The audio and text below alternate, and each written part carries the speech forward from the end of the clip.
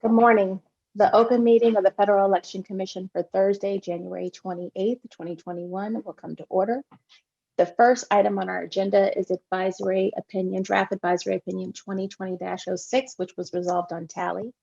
And the next item on the agenda is audit division recommendation memorandum on the Mississippi Republican Party A17-15.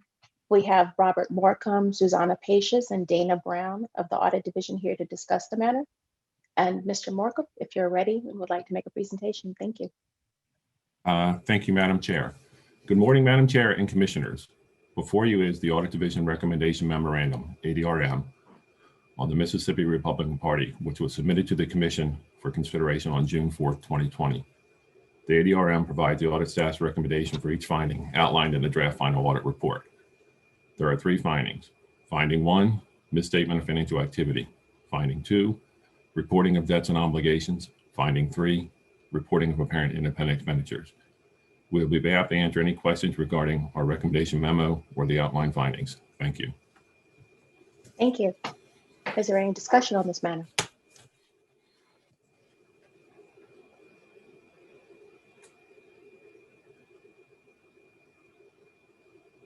No discussion. Are there any motions on this matter?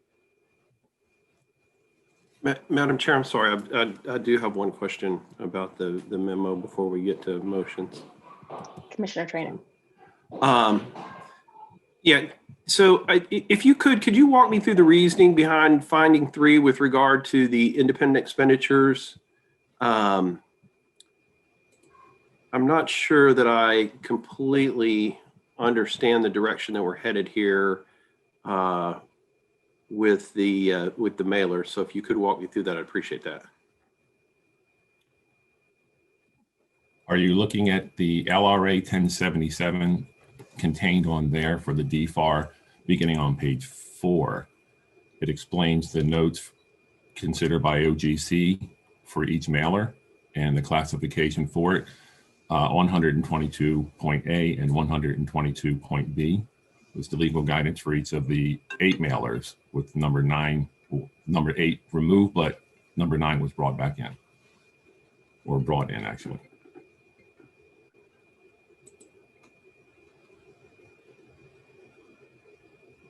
What page did you say it was on? 4 of 7 of LRA 1077 for the DFAR.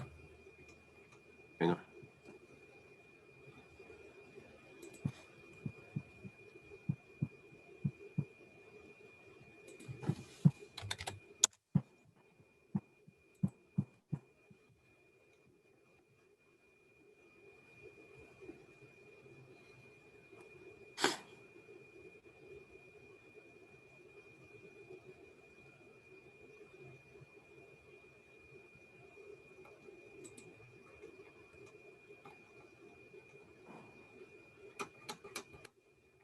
And those are attached as exhibits, right?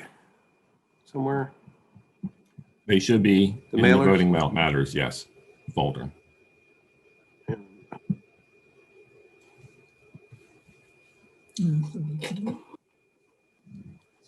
me go back to the.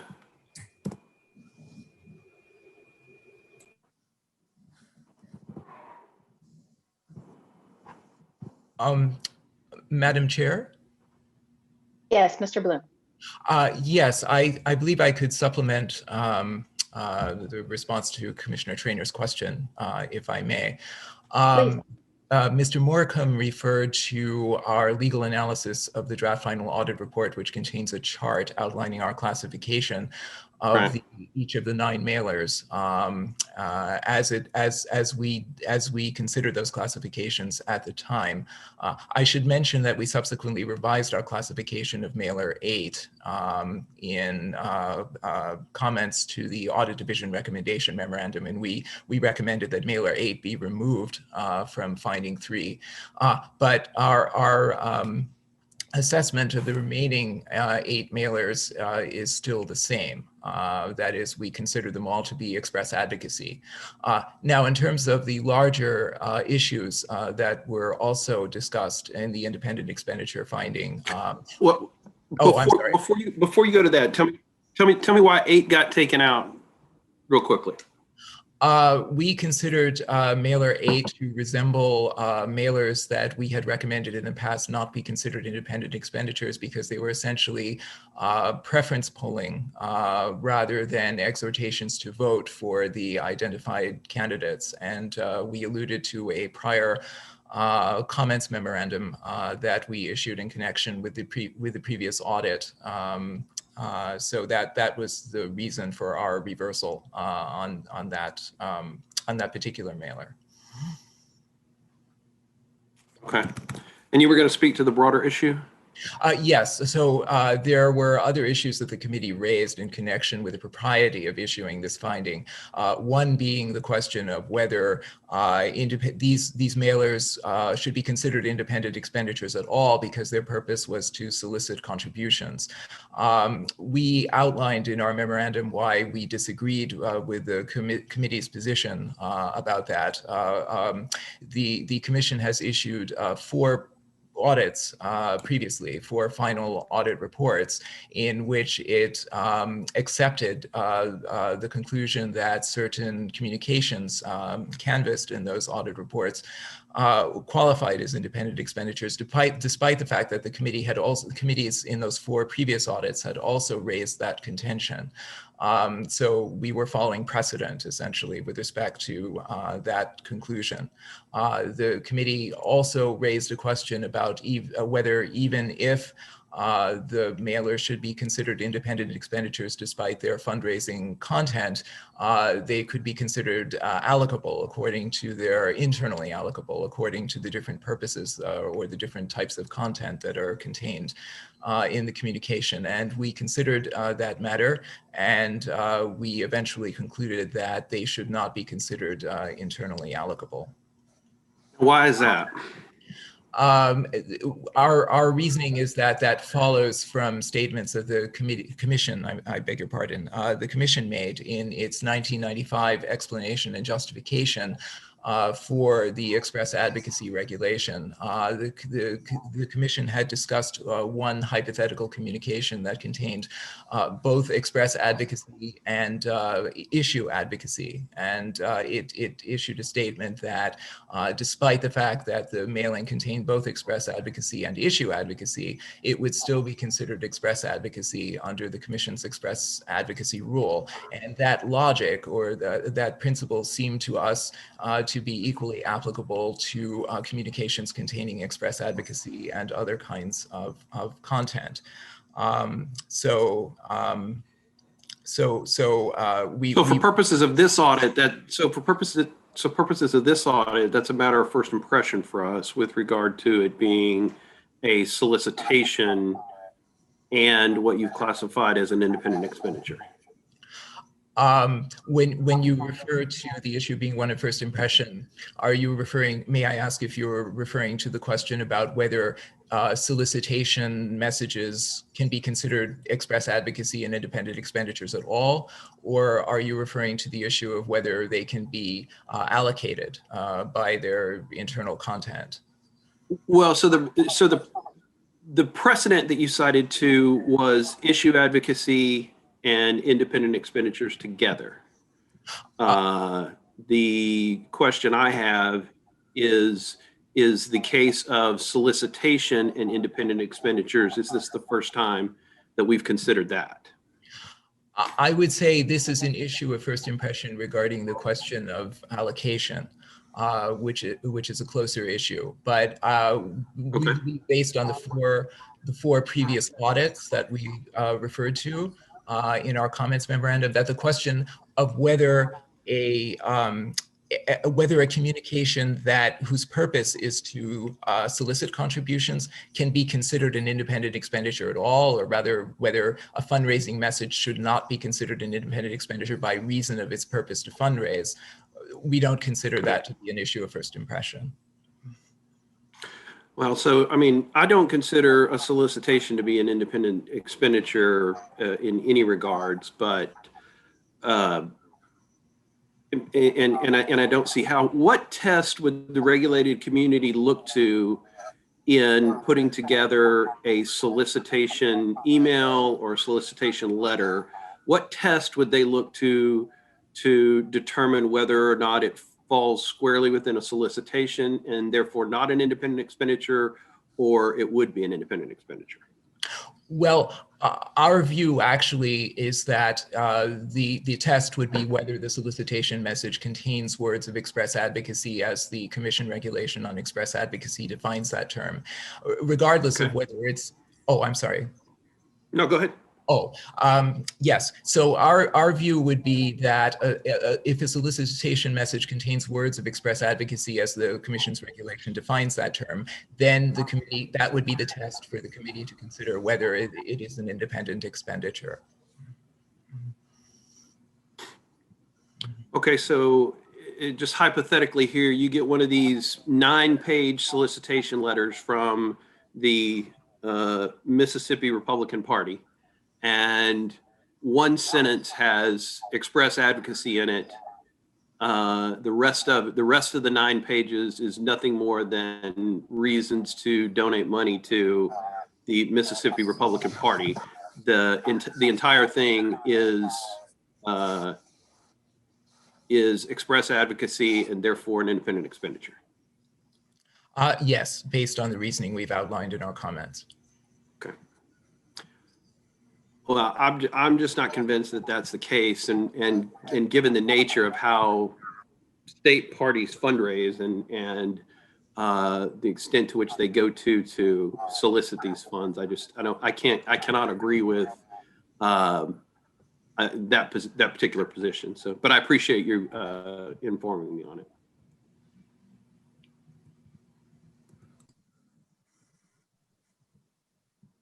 Thank you. Are there any further questions or discussion on this matter? Commissioner Weintraub. Thank you, Madam Chair. I gather that my colleague wants to delete findings. I, on the other hand, want to add findings. I think the findings are all fine, except there just aren't enough of them.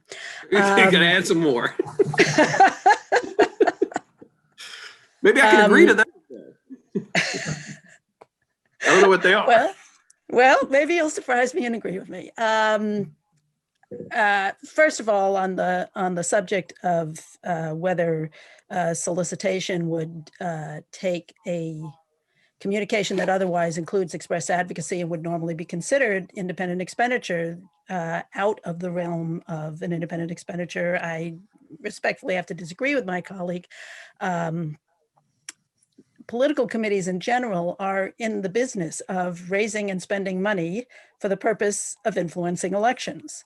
So when they raise money, they almost always say why they want to do that. It's because they're trying to influence elections. In the course of saying that they are trying to influence elections, that is almost all the time express advocacy. It would be very easy, and indeed political committees almost always include an ask for money, because why wouldn't they?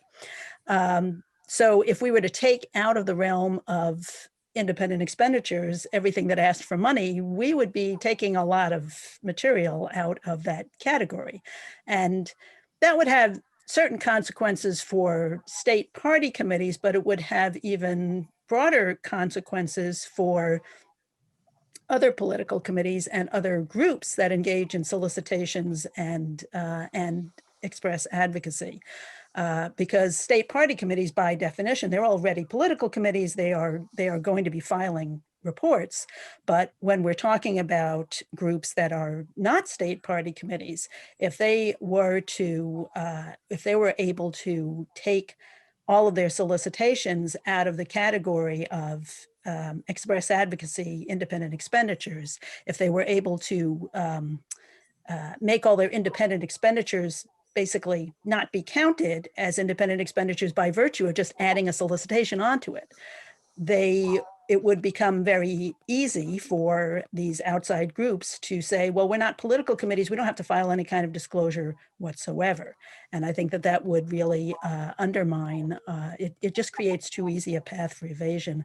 and circumvention of the FICA, of the important disclosure mission that is contained in the FICA, and that is at the heart of this agency's operations. So I have to respectfully disagree with my colleague that having a solicitation included in a communication that also includes express advocacy somehow negates the express advocacy that is in there. So, so I have, as I said, I have to respectfully disagree with my colleague on that. I also think that OGC and the Audit Division got it right the first time on Mailer 8. I believe that it should be included as an independent expenditure. In addition, this, I believe, is the last of the party committees that we have audited that were part of these massive joint fundraising committees that both President Trump and Secretary Clinton set up in the 2016 election. And in the joint fundraising regulations, they say right in them, they're not supposed to be a pathway for circumventing the contribution limits.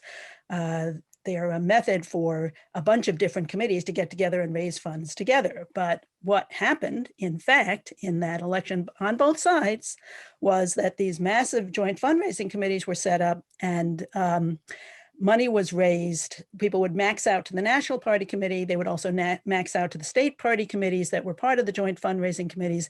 And the state party committees, as soon as they got the money, they'd pass it back to the National Party committees, which is just a massive circumvention of the contribution limits. And if you want to read a really scintillating statement on this topic, you can go look at the statement that I issued in, I think, mid-2019 on both the Trump and the Hillary joint victory committees. So as I have with every other of these state party committees who has come through this process and was part of that, I am going to make a motion to add a new finding on the joint fundraising regulations, on what I believe to be a violation of the joint fundraising regulations. And finally, I'm going to make a motion at the appropriate time to add a new finding with respect to the failure to maintain payroll logs. These payroll logs were required in BICRA so that it could be seen whether the party committees were complying with BICRA's requirements to have a certain amount of federal funds used to pay staff who were working on who spent at least 25% of their time on federal activities. And I do not believe that Congress intended for that law to be circumvented by the expedient of just declaring all of one's employees to be independent contractors, and therefore no logs would be required. So at the appropriate time, I am happy to make a motion to approve the Audit Division recommendations with several enhancements. Thank you, Commissioner Weintraub. Is there any other commissioner discussion? I would just. I do. Go ahead. Go ahead, Steve. Well, I'm just going to add that I would support the enhancements of the proposed here, and as always on this issue. Thank you, Commissioner Trainer. I believe you also wanted to speak. I do have a question for OGC with regard to the issue of these joint fundraising committees and whether or not the Mississippi Republican Party has already been a respondent in MER 7339, where that issue was expressly addressed by the commission, and whether or not reasserting the same thing here that's already been denied by the commission previously would create some sort of procedural due process concerns.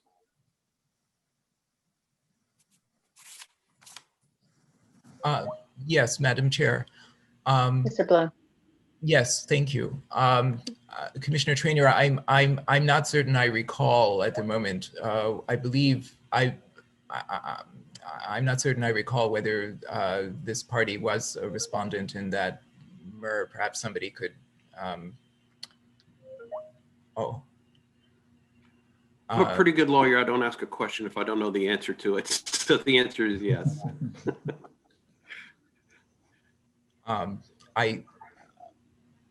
I don't. Yes, I, the answer is yes. They were a respondent in the okay. I'm sorry. Trump victory mirror. Yeah. Yes. Okay. And since the commission already took action in that mirror and did not go with Commissioner Weintraub's particular interpretation there, and we're reconsidering it here in dealing with Mississippi GOP as a standalone, have we not created some sort of procedural due process concern, or, and I don't want to go, it's not a criminal context, so it's not a double jeopardy type situation, but clearly they haven't had a chance to respond to, other than in the previous MRR, they haven't had a chance to respond to anything new that we would add here. I'm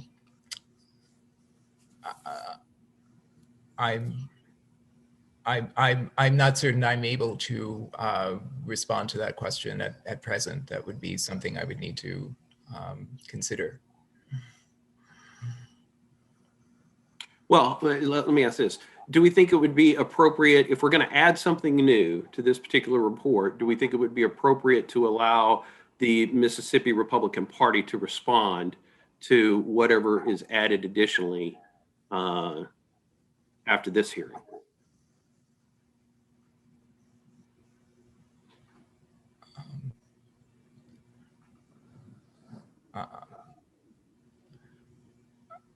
Madam Chair? Yes, Mr. Holloway. Yes. I don't think direct assembly allows for the committee an opportunity to respond after the ADRM. So even though it's actually possible to add findings, I don't think the direct assembly contemplates that the committee will get another opportunity to respond. So we can just come, so theoretically, we can just come up with any violations that we think, we can add them to this particular matter, and they get no opportunity to respond.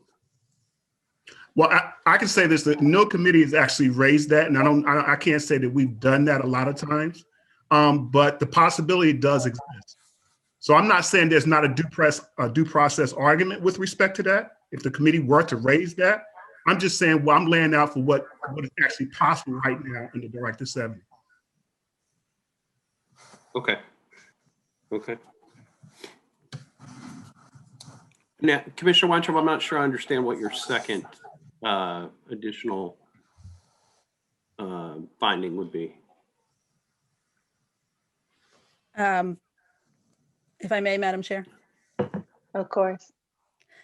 First of all, with respect to your procedural due process argument, which I don't think actually applies to these proceedings, I did make a similar motion at the preceding stage of the audit process for the specific purpose of allowing the committee to have a chance to respond to it. And my colleagues, it split 3-3, as I expect this will also split 3-3.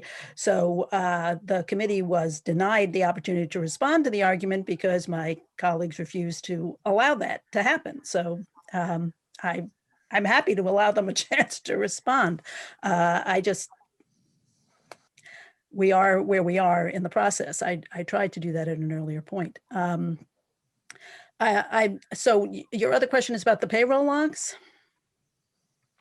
Was that what your second motion was? Or the second part of your motion was payroll log? Well, it was, it's a 4-part motion. One is to approve the ADRM as it stands, plus 2 to add mailer 8 to finding 3. 3 is to add a new finding on the joint fundraising issue, and 4 is the payroll issue. So is it the payroll issue that you're asking about? Yeah, that's the payroll issue is the one I want to ask about. So I'll ask. Yeah, I'll go back to counsel on that. Sorry? Yeah.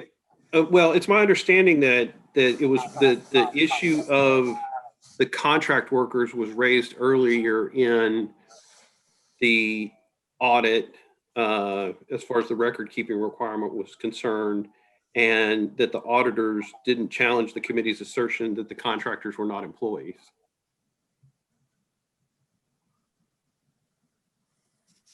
Did I misread that? And you don't have to answer that, Commissioner Weintraub. They can Yeah. answer that. Okay. We followed OGC's recommendation in LRA 1077 for the Intermodal Report. They recommended we revise the Intermodal Report to accept the committee's representation that the personnel are contract workers. Okay.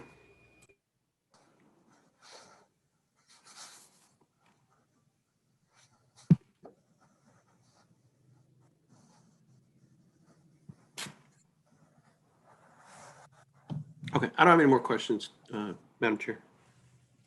Thank you, Commissioner Trainer. Are there any questions? Any further questions for the Office of General Counsel or Audit? Or is there a motion? Commissioner Weintraub has hinted on this motion, and let's get right into it. Thank you. Thank you, Madam Chair. In Audit Division recommendation, with respect to Audit Division recommendation memorandum on the Mississippi Republican Party A17-15, I move to approve the Audit Division's recommendations, add mailer 8 to finding 3, reporting about apparent independent expenditures, and adjust the amount in violation accordingly, which would make it, I believe, $43,967. Add a new finding that the Mississippi Republican Party violated the joint fundraising regulations at 11 CFR section 102.17C when it received $1,587,962 in net proceeds from the Trump Victory Joint Fundraising Committee, and on the same day transferred $1,587,842 to the Republican National Committee. And finally, add a new finding that the Mississippi Republican Party failed to maintain any monthly payroll logs to document the percentage of time each employee spent in connection with a federal election, totaling $42,415. Thank you. Is there any discussion on this motion? Madam Chair, Yes, Commissioner Cooksey. I just wanted, because I didn't get a chance to say this earlier, I wanted to thank OGC and the audit staff, Mr. Bloom, Mr. Holloway, Mr. Morecambe, for their presentation. I thought it was very helpful. And I thought I might not get a chance to say that later, so I wanted to say it. I agree.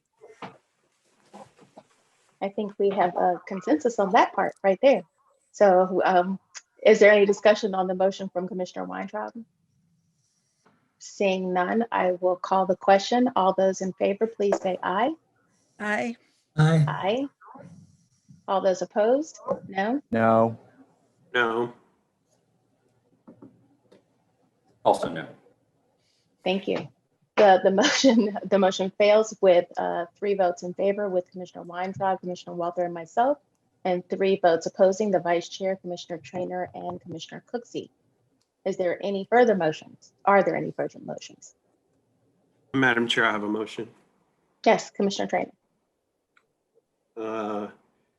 In this same matter, Mississippi Republican Party, A17-15, I would move to accept the Audit Division's recommendation with the removal of anything related to finding 3, reporting of apparent independent expenditures. Thank you. Is there any discussion? Commissioner Weintraub. Thank you, Madam Chair. Commissioner, I wonder if you would be willing to slightly reframe that, because I don't want to vote affirmatively for removing the finding 3, but if you could make that into a motion to approve findings 1 and 2, that would be something that I could support. Okay. I will accept that as a friendly amendment to my motion, Madam Chair, so that my motion is now to accept findings 1 and 2. Thank you. Is there any discussion on this motion? Seeing none, all those in favor, please say aye. Aye. Aye. Aye. Thank you. The motion passes 6-0. I think that is our only item on the agenda. So we have our final question, Mr. Staff Director. Are there any management or administrative matters before that the commission needs to discuss today? Madam Chair, there are no such matters. Thank you. The meeting stands adjourned.